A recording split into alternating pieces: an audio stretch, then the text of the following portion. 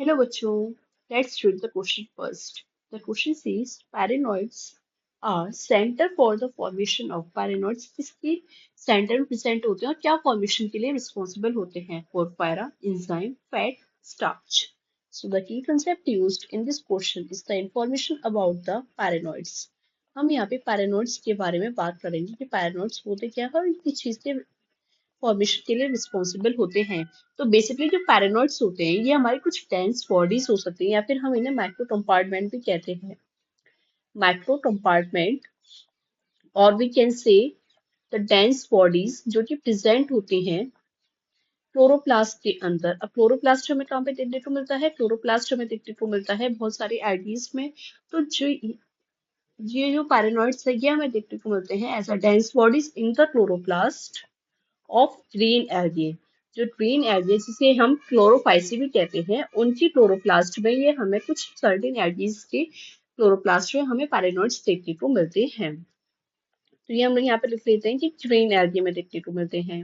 अब इनका काम क्या होता है और ये किस चीज से बने होते हैं? तो ये क्या होते हैं? ये प्रोटीनेशियस कोर पार्टिकल होते हैं.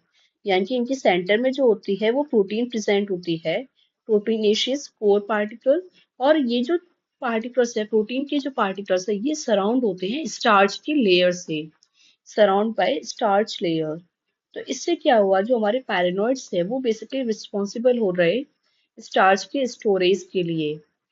अब ये कैसे हुआ कि जैसे जब फोटोसिंथेसिस होती है तो उससे स्टार्च फॉर्मेशन होता है. तो वो जो स्टार्च है वो आके पैरानॉइड्स जो बॉडीज हैं उनके सराउंड में जाके स्टोरेज हो जाता है, तो ये उसके लिए रिस्पॉन्सिबल होते हैं.